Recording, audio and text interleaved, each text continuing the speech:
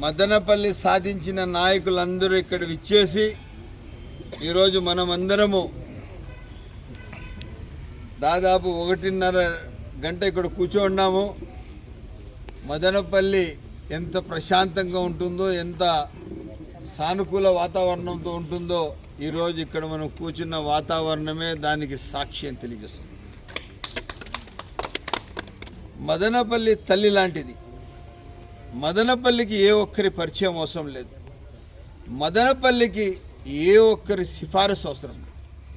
మదనపల్లికి తన ఒక ప్రత్యేకత, ఒక విలువలు చాటుతూ ఒక పెద్ద చెట్టులాగా ఎదిగింది.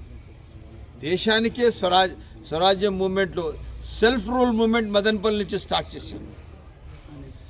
జాతీయ గీతం ఈరోజు మదనపల్లిలో మనం మొత్తం భారతదేశం పాడుతున్నారంటే అది మదనపల్లిలో ఏదైతే బెంగాలీ భాషలో ఆంగ్లేయ భాషలో ట్రాన్స్లేట్ చేసి మొట్టమొదటిసారిగా మదనపల్లిలో రవీంద్రనాథ్ ఠాగూర్ గారితో కలిసి పాడి దేశానికి అంకితం చేసిన చరిత్ర మదనపల్లి. అదేవిధంగా టీబీ ఎవరికైనా వస్తే ఆ టీబీ నయం కావాలంటే అది ఎక్కడ భారతదేశంలో కాదు, అర్ధ ప్రపంచంలో మీరు వేరే ఏ దేశాలు వెళ్తే క్లైమేట్ టోటలీ 0 టెంపరేచర్కి వచ్చేస్తుంది. కొన్ని దేశాలకు పోతే ఎండ 55-60 చేరిపోతుంది, 57 చేరిపోతుంది. కాకపోతే మదనపల్లి శానిటోరియం వాతావరణం, ఎటువంటి పేషెంట్ వస్తే కూడా ఆ రోజుల్లో మదనపల్లి ఎక్కడుండదు తెలీదు, ఎక్కడెక్కడో తిరుక్కొని వచ్చి సిటిఎం రోడ్ అని మదనపల్లి రోడ్ రైల్వే దీంట్లో దిగి శానిటోరియంకి గుర్రపు బండ్లలో జట్కాల్లో ఎద్దుల బండ్లలో ఆ రోజు వచ్చి శానిటోరియంలో నయం చేసుకొని వాళ్ళ ఇళ్లలో ఏం చెప్పి వస్తున్నారు ఆ రోజు, మేము వస్తే రావచ్చు లేకపోతే రాకపోవచ్చు. మేము వెళ్తున్నాం, మాకు టీవీ వచ్చేసింది, మేము వస్తామో రాదో మాకు తెలియదు. ఇంటితో వాళ్ళతో కలిసి చాలామంది వాళ్ళకు తోడుగా మనుషులు కూడా తెచ్చుకునేవాళ్ళు కాదు. వచ్చి ఇక్కడ శానిటోరియంలో వాళ్ళు నయం చేసుకొని మంచి అయ్యి మళ్ళీ వాళ్ళ ఊర్లకు తిరిగి చాలా హెల్తీగా వెళ్ళేవాళ్ళు. అటువంటి మదనపల్లి. అదే కాకుండా ఈరోజు మదనపల్లి జిడ్డు కృష్ణమూర్తి గారు స్థాపించిన రిషివాలి స్కూల్ భారతదేశానికి ఆదర్శంగా. అదే కాకుండా మదనపల్లి వచ్చి it's called poor man's Ooty. అదే కాకుండా మదనపల్లిలో ఎవరు వస్తే కూడా ఇక్కడ రాజకీయాలు, హత్యలు, ఏమి అరాచకాలు ఏమీ లేవు. మనమందరం ఒక సోదర భావంతో బతుకుతున్నాము. అదే మదనపల్లి చరిత్ర అని తెలియజేస్తున్నాం.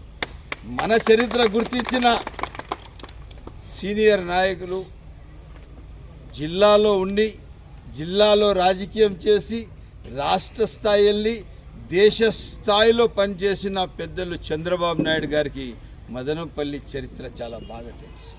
ఇవన్నీ చూసిన తర్వాత లేదు మదనపల్లికి జిల్లా ఇచ్చే అవసరం ఉందని చెప్పి ఇక్కడ వచ్చినప్పుడు 2024లో సార్ ఇది ఒక చెప్పాలంటే ఎస్ నేను చెప్తున్నాను, మదనపల్లి జిల్లా ఇస్తానని చెప్పి బెంగళూరు బస్టాండ్ సాక్షిగా మాట ఇచ్చారు. ఇచ్చిన మాట ఇచ్చినట్లే ఈరోజు మదనపల్లి జిల్లా ప్రకటించిన మన రాష్ట్ర ముఖ్యమంత్రి, తెలుగుదేశం పార్టీ జాతీయ అధ్యక్షులు పెద్దలు చంద్రబాబు నాయుడు గారికి 2 చేతులు జోడించి నేను ధన్యవాదాలు తెలియజేస్తున్నాను. ఇదే కాకుండా మీకు తెలుసో లేదో మద్రాస్ రాష్ట్రంలో మదనపల్లి ఉన్నింది. ఆ రోజు జిల్లా హెడ్ క్వార్టర్స్గా కడప ఉన్నింది. రెండో అడ్మినిస్ట్రేటివ్ పాయింట్ ఏదైతే ఉన్నిందంటే అది మదనపల్లి ఉన్నింది. చిత్తూరు ఇది కూడా లేదు, సబ్ డివిజన్ కూడా లేదు. చిత్తూరులో సబ్ కలెక్టర్ కూడా లేదు. సబ్ కలెక్టర్ ఆఫీస్ మదనపల్లిలో ఉన్నింది. ఆ రోజు నాయకత్వ లోపం వలన, బాగా గుర్తుపెట్టుకోండి, నాయకత్వ లోపం వలన మదనపల్లి సబ్ డివిజన్గా సబ్ కలెక్టరేట్గా మిగిలిపోయింది. జిల్లా హెడ్ క్వార్టర్స్ పక్కకి వెళ్ళిపోయింది. 110 సంవత్సరాలు బాధపడినా మనం 111వ సంవత్సరము ఒక్కసారిగా విభజన చేసి జిల్లాలు ఏదైతే ఎవరో ఒక ఐఏఎస్ ఆఫీసర్కి సాటిస్ఫై చేయడానికి ఏదో రాయచోటి ప్రజలకు న్యాయం చేసేటట్టుగా చూపించారు. కాకపోతే దానికి ఎక్కడ కూడా ఒక జియోగ్రఫిక్ దీంట్లో ఎక్కడ కూడా దానికి సరైన ఇది లేదు, దానికి సరిగ్గా పాటించలేదు. ఈరోజు మదనపల్లికి సబ్ కలెక్టర్ ఆఫీస్ కానీ, ఆర్ఎండ్బి ఆఫీసులు కానీ, మీరు ఏదైతే ఇరిగేషన్ కాంపౌండ్స్ కానీ ఎంత ఉంది, సర్ప్లస్ ల్యాండ్ ఉన్నది. జెడ్పీహెచ్ స్కూల్ 20 ఎకరాల్లో ఉంది, ఇంకా ఎక్కువ ఉంది అనుకుంటారు. అర్థమైందా? జిఆర్టీహెచ్ స్కూల్ ఒక చరిత్ర. ఆని బెసెంట్ గారు మదనపల్లికి ఒక చరిత్ర.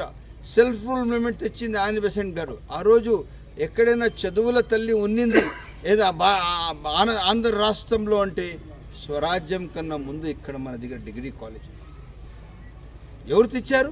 ఆని బెసెంట్ గారు తెచ్చారు. పేద పిల్లలకు స్కూల్ ఎవరు ఇచ్చారు? జిఆర్టీఎస్ స్కూల్ ఇచ్చారు.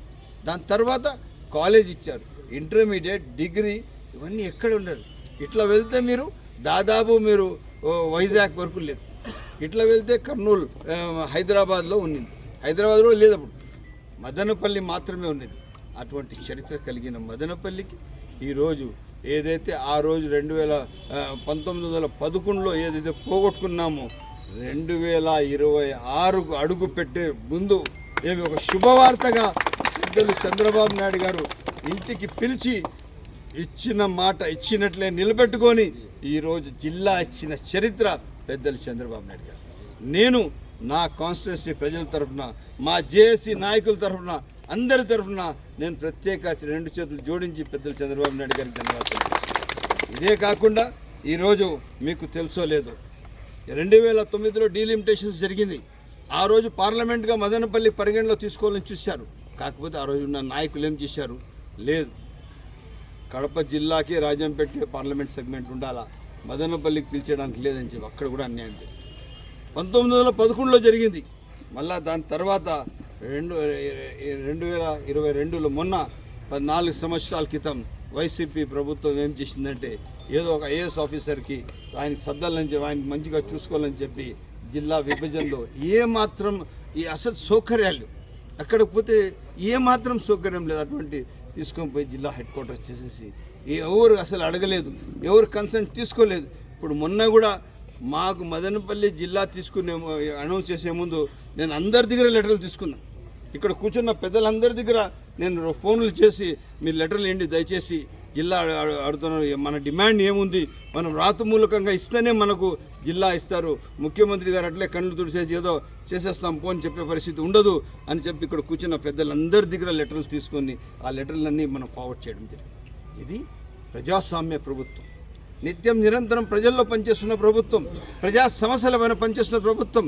ఇదే కాకుండా పరిపాలన దక్షతలో ఏ విధంగా ఒక మంచి పరిపాలన సౌలభ్యం ఎక్కడ ఇస్తే ఇలా ఉంటుందో, ఇలా చేస్తే ఎంత ప్రజలకు సౌకర్యం ఉంటుందో పూర్తి స్థాయిగా ఆలోచన చేసే బాధ్యత పాలకులది.